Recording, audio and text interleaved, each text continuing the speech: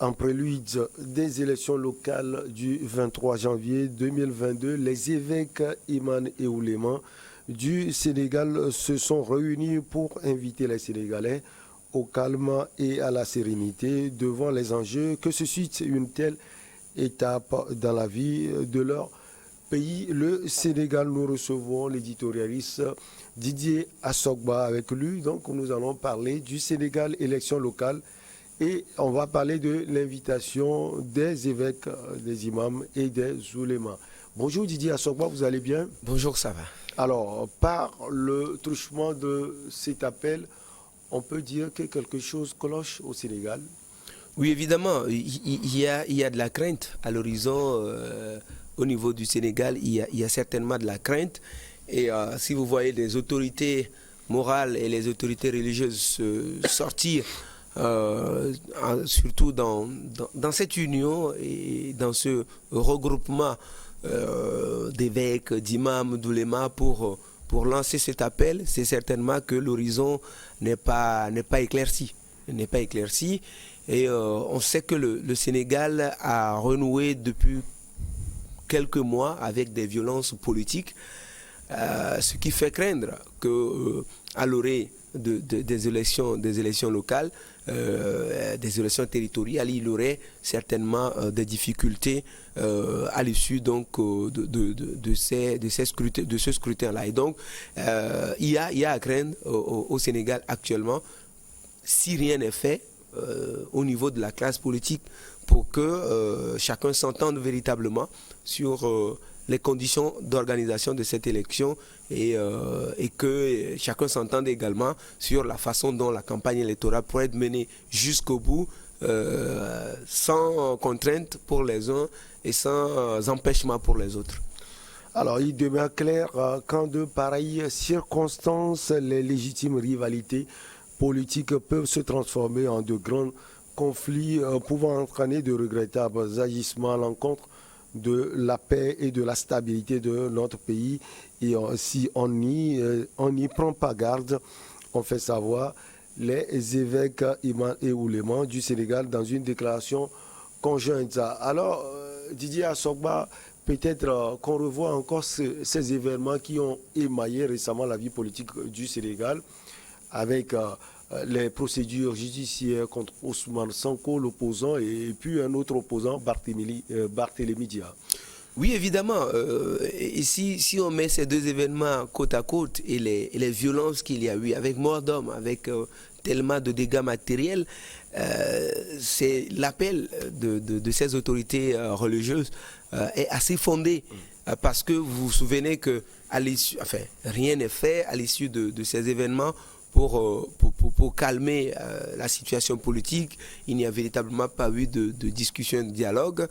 On a vu que même dans le cadre des préparatifs et de la pré-campagne et tout de ces élections locales, on a vu des difficultés qu'il y a eu entre des camps, des candidats, des groupes de candidats du parti au pouvoir et des opposants dans certaines localités. Il y a eu des conflits, des difficultés, il y a eu même des affrontements déjà parce que des candidats du pouvoir tentaient d'acheter la conscience dans plusieurs localités pour se faire élire. Donc il y a tellement de difficultés là-bas, ajoutées à ces événements malheureux qui ont succédé à cette procédure judiciaire contre Ousmane Sonko d'un côté et Barthélémy Dia de l'autre, avec les violences, les blessés et tout ce qu'il y a eu, ça fait craindre véritablement que si les autorités sénégalaises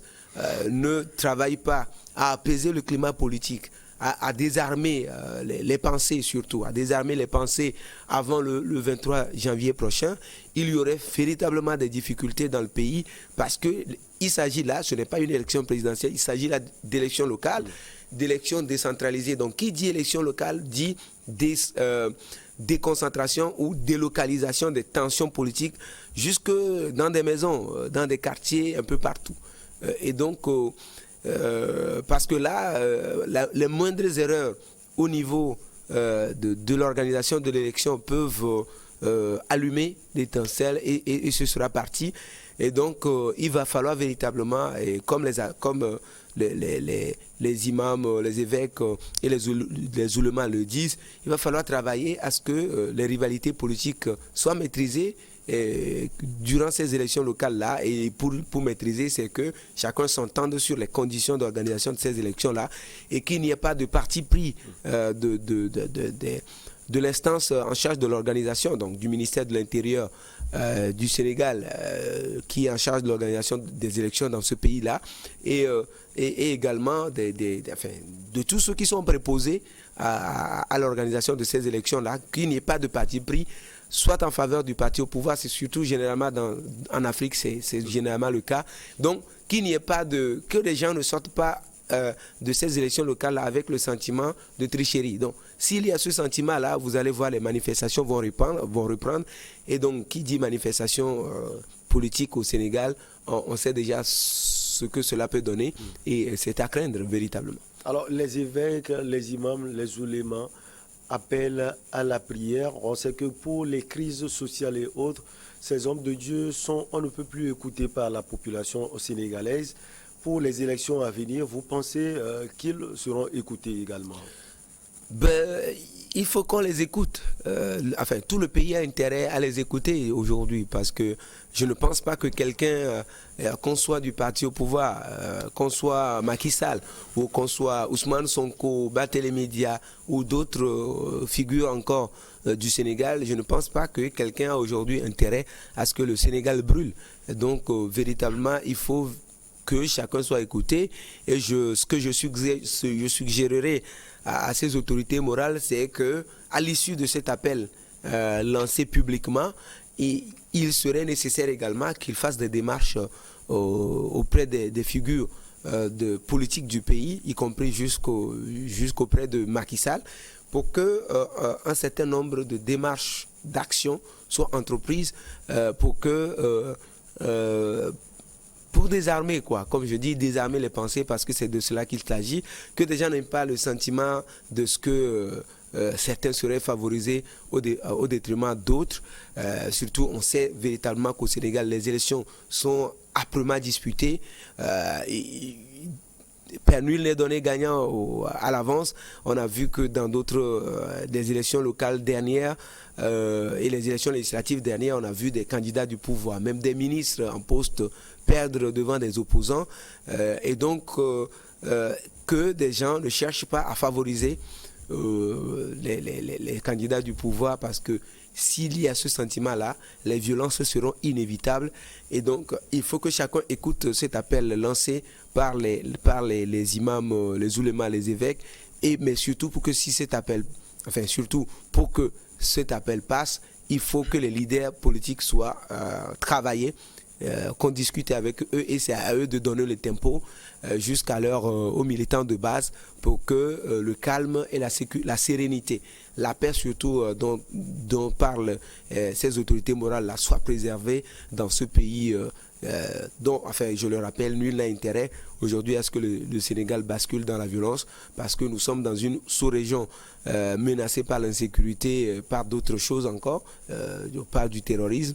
Et donc, si le Sénégal aussi doit préparer le terrain à l'insécurité, et si le Sénégal doit être une difficulté pour la CEDEAO également, je pense que c'est toute la sous-région qui en pâtirait. Et surtout qu'il y a encore en vue des élections présidentielles et l'intention supposée ou réelle prêtée au président Macky Sall de vouloir briguer un troisième mandat. Donc tout cela qui empoisonne la vie politique au niveau du Sénégal.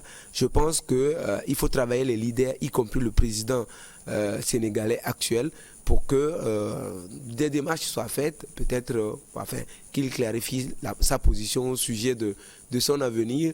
Et dans le cadre de ces élections-là, je pense que ce serait avec joie que les Sénégalais iraient voter dans le calme et reviendraient dans la sérénité pour attendre des résultats et assurer donc le développement du pays. Ces appels vont tous azimuts, comme vous l'aviez dit, la mouvance présidentielle, l'opposition, la partie civile également.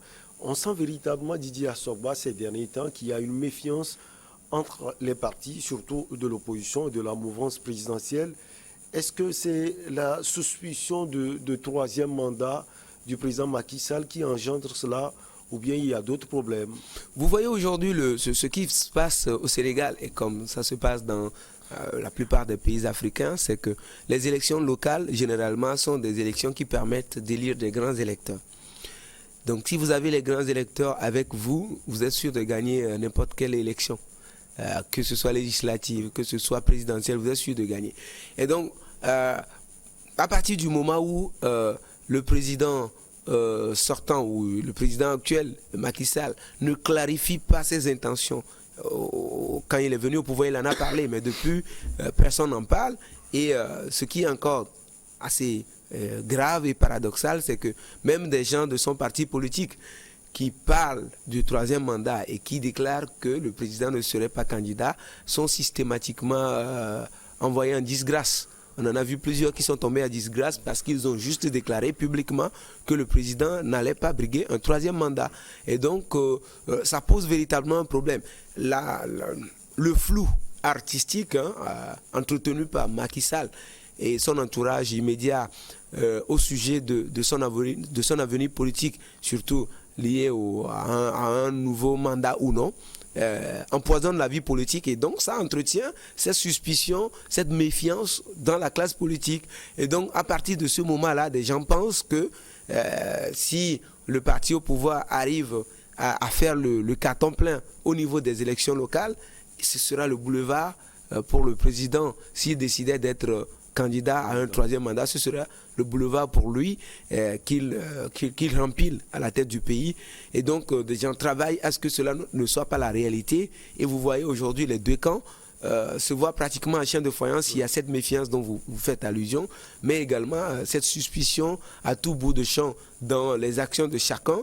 Et aujourd'hui, je vous ai déjà dit qu'il y a déjà des difficultés sur le terrain lors de la campagne entre les candidats du parti au pouvoir et des candidats soit de la société civile ou de l'opposition, ce qui fait craindre véritablement un avenir politique sombre pour le Sénégal tout entier. Il va falloir que le Sénégal, comme on le dit, les imams, si les autorités morales sortent, c'est certainement qu'il y a une crainte et il y a des choses à corriger et il faut que les autorités entendent que tous les Sénégalais, chacun en ce qui le concerne, entendent cet appel-là et travaillent pour que le pire n'arrive pas à ce pays. Merci beaucoup à vous, Didier Assogba. Merci Michel, c'était un plaisir. Allez, on marque une petite pause, on reçoit l'invité du jour.